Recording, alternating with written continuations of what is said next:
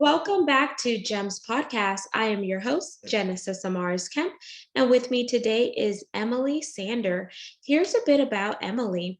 She is a C-suite executive and founder of Next Level Coaching. As an ICF certified coach, she guides clients towards new perspectives that enable them to adapt and evolve as leaders. She is the author of the book Hacking Executive Leadership.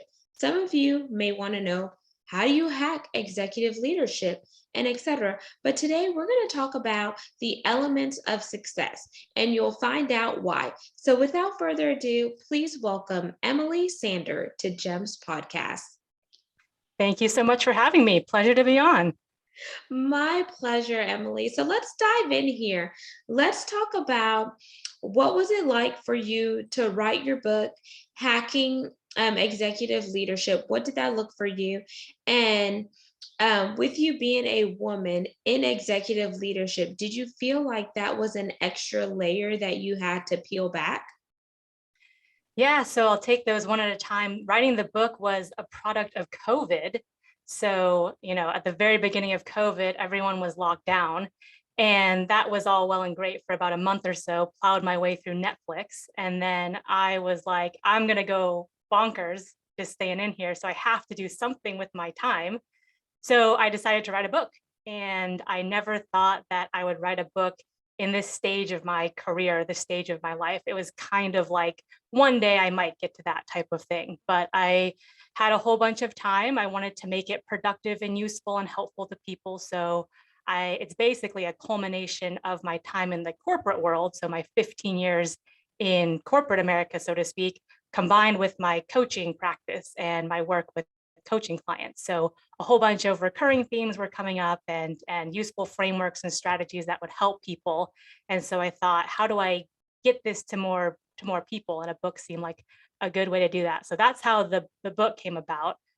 Certainly a journey. It was a character building experience at certain points, but very happy with the result and very happy to be talking to people like you and your audience about it today. And that is awesome. And when you mentioned 15 years in corporate, I could totally resonate with that.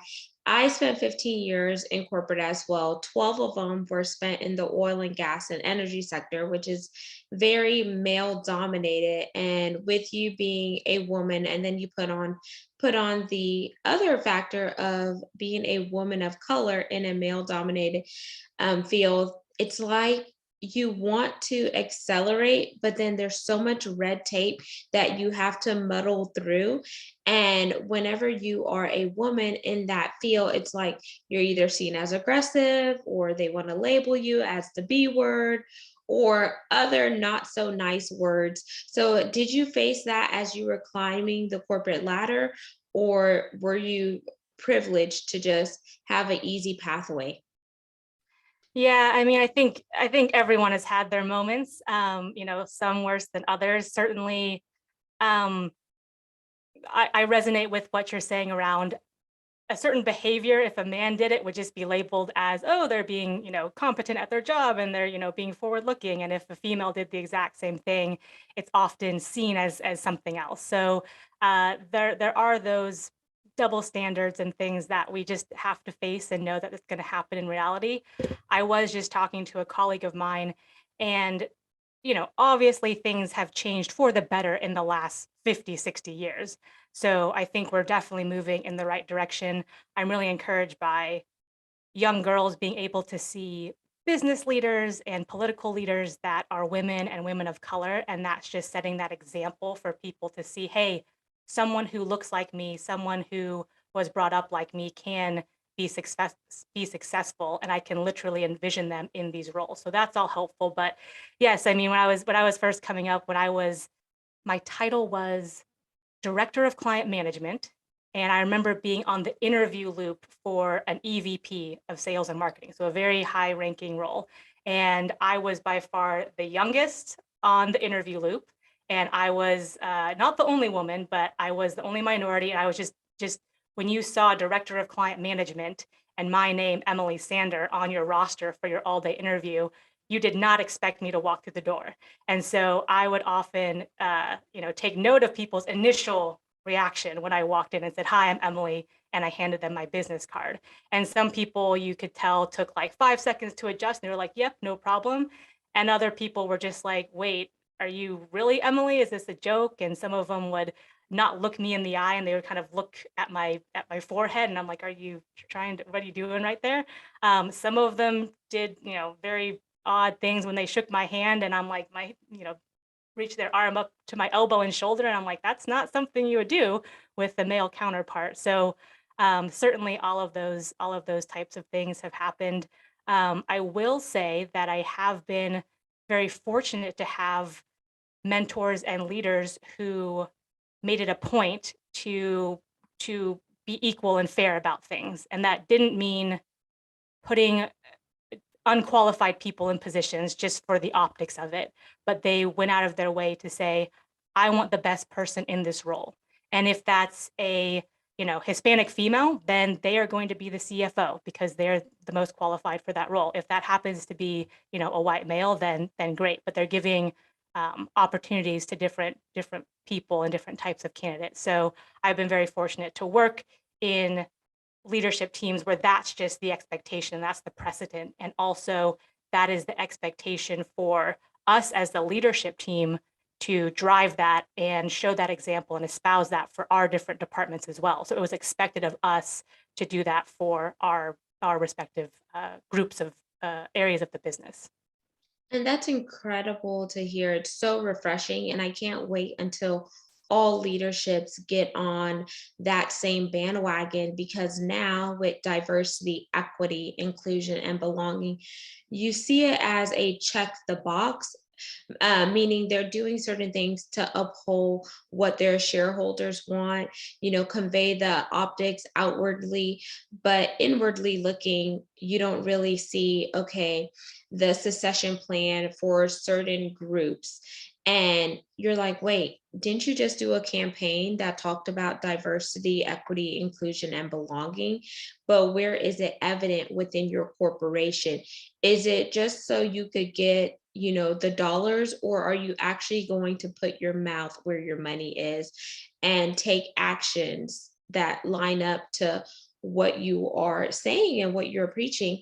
And it's kind of hard, especially whenever you do like maybe recruiting and they want you to appeal to the younger audience, because one, you look young, two, you could speak the language, but then whenever that person gets a job offer and they come in, they're like, this is not what I signed up for. And you feel bad because you're like, you had a job to do, and your job was to persuade that younger individual to come to the company because we saw them as an asset versus a liability. But then our downfall is we didn't uphold our end of the bargain because we weren't showing them, the whole picture. We gave them a glimpse. Yeah, I agree with that. I think it's a two-way street. So interviewing is always a two-way street. And finding that culture fit and that team fit is so important. So you can talk about aptitude and hard skills all day long, and that certainly is part of the interviewing and recruiting process. But equally, if not more so, it is this individual going to work well? And it might not be like, oh, you're a bad person or we're a bad company because we just don't jive and fit well. It might just not be a great fit. And that's an important thing to suss out in the interview. But yes, I mean, another piece, not necessarily me being a woman, but it's I happen to not drink. And so a lot of the after hour types of things where the guys would go out to the bar and kind of, have a drink and talk. And I'm like, I can go with you and I can like eat food and do a club soda and lime. But that was another thing where it's like, oh, Emily, like, do you want to come with us? Can you come with us? So a lot of those, behind the scenes or after hours discussions and decisions were happening then. So I had to find a way to kind of get into those conversations or get into that decision making process. But yes, I think there is, and we're at an inflection point right now where it's the popular thing to do, and it's the kind of the thing that everyone wants to try to front that they're doing is like, yes, we're being inclusive. Yes, we have diversity. Yes, we're checking the box, as you said. And it really is important that we're not just checking the box. And there's that fine balance between We want to be actively looking for the right candidates, and we want to be giving everyone the opportunity at these different roles. But we don't want to be plugging someone into a role that they're not a good fit for or they're not qualified for and setting them up for failure. Because if you're just plugging someone into a role because, oh my gosh, you look a certain way and I need you over here so I can wave my flag and you can wave from the float, then that's not serving anyone in a positive way. So there is that balance. And I know it can be tough because well-intentioned recruiters or leaders are trying to balance what is being expected of them right now. But it's an important conversation to have. And I really like forums like your podcast to discuss these things and just be open about them instead of kind of tiptoeing around people. Yeah, because I think that it's a partnership, and it, like you mentioned, Emily, it is a two-way street. Just like that company is interviewing you, you also need to interview that company as well.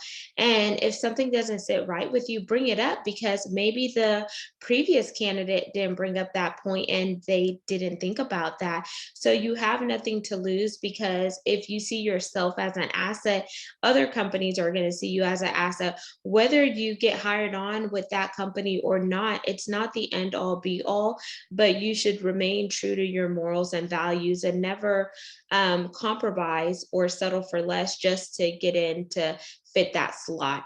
So now I want to shift gears here, Emily, and I want to talk about what you have behind you, the elements of success. Because when I saw it, I was like, oh, that's so cool. It looks like the periodic table, but then you put your own spin on it. So let's walk through that and why are each one of those six elements important to you? Yeah, well, I mean, these I just saw these and I really like them. It's a fun spin for people who can't see it. There's, mindset, vision, legacy, hustle, those types of things in the format of the periodic table of elements. So the elements of success. It's a play on that. But yeah, I mean, the big one I like is vision. So as a leader and just as a leader of ourself, we have to have a vision for what we want to be. And to me, that should always be at least one step outside of what you are today. So you can describe how you are today and the kind of person you are and what you're doing today. And that's great. Be self-aware. And then take it one step further and say, me in a month or 6 months or a year or 2 years, what do I want to have accomplished by then? What type of person do I want to be? And reevaluating, you mentioned values earlier, which is so, so important. That's your North Star, that's your compass, that's your anchor, that's your grounding. So always have those, in place and be able to articulate them to yourself and to others. And when you're going throughout your day and making decisions, sometimes big decisions, career decisions, life decisions, those can be tough. And if you're anchored with, hey, I have my North Star, here's my value set. Is this in line with those or not? Is this getting me closer to my goals and who I want to be or not?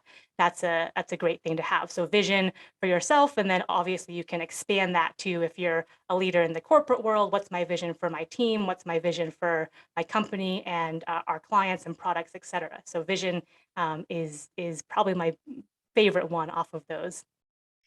And then I know behind you, there's mindset to the left and then vision to the right. What's in the middle? Because I can't see the middle one. So there's hustle on top, and then there's Success. Okay. success on the bottom. Yeah, but mindset's a great one. I think a lot of people trip themselves up by having the wrong mindset. So I talk a little bit about this in my book, and the analogy I use is a contact lens. And so everything you see in the world and all the experiences you're going through are going through your filter and your belief set and your mindset.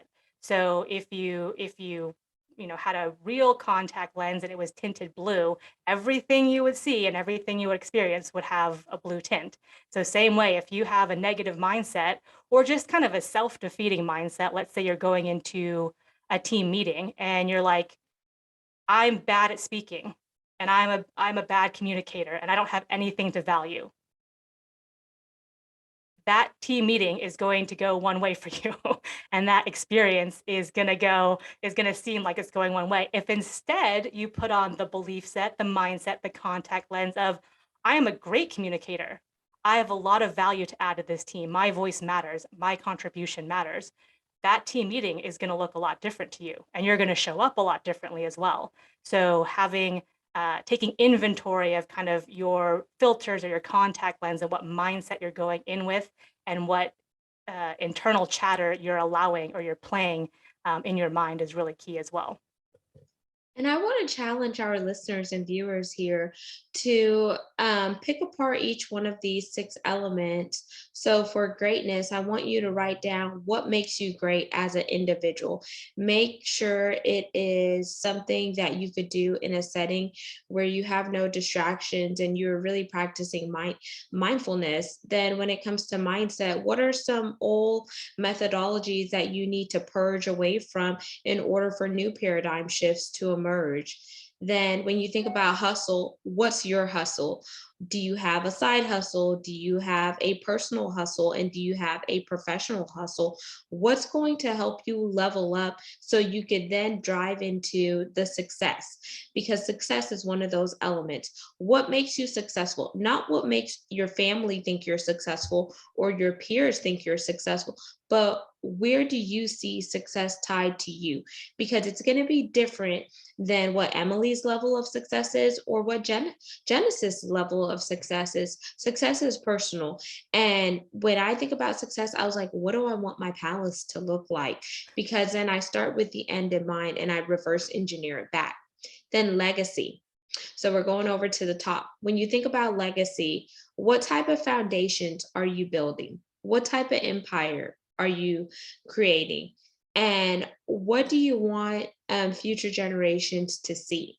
Do you want to create generational wealth for your children and your family? And what steps do you need to take in order for that legacy to be built? And then vision. What's your clarity? What's your focus? And what is going to make sure that you have that 2020 vision? Because I thought 2020, the year of 2020, was going to be perfect vision. But in my book, I called it far from perfect vision, but a slap of reality. That was a horrifying year for me. Not only did I lose my best friend, AKA my dad, but then other things started to happen. But then I had to look within and do some soul searching. And as I did the soul searching, then I was able to shift my mindset to have those paradigm shifts so I could be whole externally. Because it makes no sense for me to be broken internally, because over time that's going to spill out. So that's just a fun exercise that I want to challenge each one of you as listeners and viewers to do. Take time to really figure out these six elements of success and then do a mind mapping session. You could do a brain dump where you just start writing down what comes to mind, or you could even do your own personal SWOT analysis where you break apart the strengths, the weaknesses, the opportunities, and the threats so you could level up in your own areas of success. Would you like to add anything, Emily, so we can make That sure was we impressive, Genesis. You did off the top of your head. You just saw those and went with it. I love it. Yeah, no, I love everything you recommended there. And yeah, for legacy, it's really what do I want to leave behind? What do I want my legacy to be? So that's, very forward looking and it's zoom out for perspective, but it really is asking, okay, you know, what do I want people to say about me when I'm not here? What do I want people to feel and remember that, oh, I interacted with Emily, or when I went to Genesis, like this is how I felt and this is what happened. And that can point you in the right directions as well. So yeah, love it. Everything you said, love it. Awesome. And now I want to dive a little bit deeper now here into your book. So we're covering all areas of Emily in a quick conversation. So your book, back to hacking executive leadership. What was the hardest thing to write in your book and why? Ooh, what was the hardest thing to write in my book?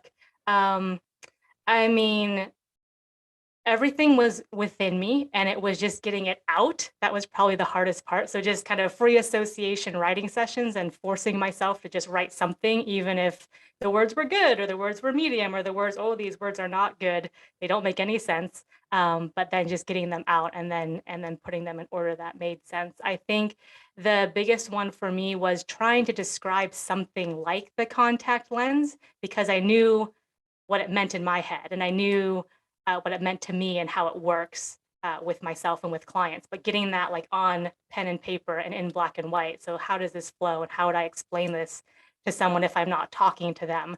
That was a bit of a challenging one. So those types of analogies or those types of concepts, but I think hopefully it turned out pretty well.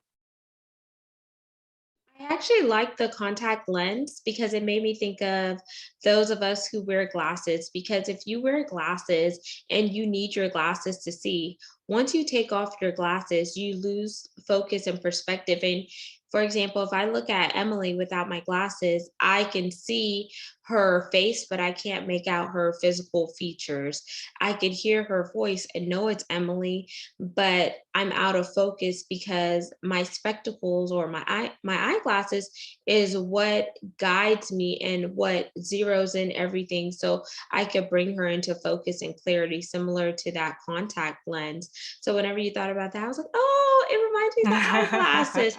And with contacts, it takes me forever to put them in. So I barely wear my contacts and they end up like expiring because I buy them in bulk and the daily ones where I just throw them away. Yeah, and with contact lens, the big thing there is like you forget that they're on, so you forget you have this whole lens you're filtering the world through. But in the opposite direction, some sections were easier to write. So for instance, the failure loop, that's a difficult or it's a more difficult concept to explain, but I could draw like a chart in my book. So that kind of helped with, hey, you have a loop, an individual loop, and then you have a chain of these loops going up and to the right. And an individual loop might be a failure event, but if you take the learning and lesson out of it, you propel yourself to the next chain in the loop and you're going up and to the right overall. So you're going in the right direction. So things like that, it was almost easier to have a visual in the book. So back and forth, just depended. And I liked how you talked about the hard part as well as the easy part, because we're always going to have a both in our life, whether it's hard or whether it's easy. But in each one, we have a valuable lesson to learn. And I like how you mentioned you drew something in the book, the diagram. And the most important thing is learning from our failures. Our failures don't define us, they actually help redefine us. Because if you look at it, and say, okay, you know what? I didn't really succeed in this area, but what did I learn from not succeeding? Did I learn more about myself? Did I find grit? Did I find resilience? And did I have more structure? And how can I build upon that? Uh, so Absolutely. I love that. And I'll just jump in and say a lot of people stop when they quote unquote fail because it feels bad, right? It feels like crap. Sometimes you just are like down on yourself and you have to admit to yourself and other people that that did not go the way I wanted it to go.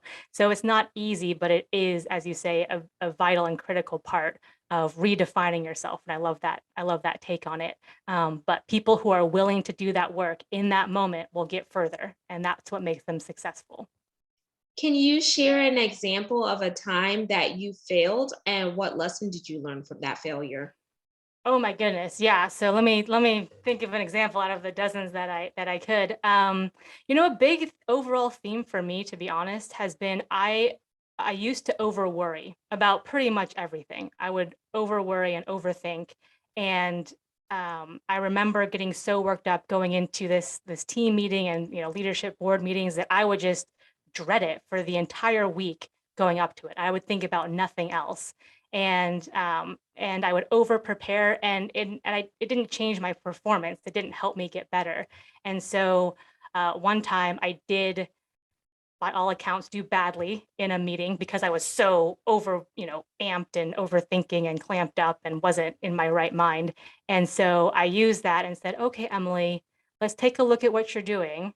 What is serving you well about that process? Almost nothing. And what would serve you better? And take the lessons and take the learning from that. It felt awful because I was so embarrassed. I did a crappy job, and it was in front of my colleagues and my boss and my boss's boss, and it just was not a good situation. But in that moment, instead of drowning in my pools of pessimism, I said, pick yourself up. Like, what can you take away and what can you do? And what are you going to apply next time? And it didn't happen overnight. I'd love to sit here and say, like, the very next, board meeting, I was amazing. It was a process. It's been a years long process. But I did it and I took that step and then I got a little bit better and then I took the next step and got a little bit better. And, now I can walk into almost any meeting and say, okay, I can hold my own and I know how this goes and I know how to work out the, unexpected things that might pop up. And that's just a function of me. I remember that moment sitting there in the night after that meeting and saying, Emily, you have a choice right now.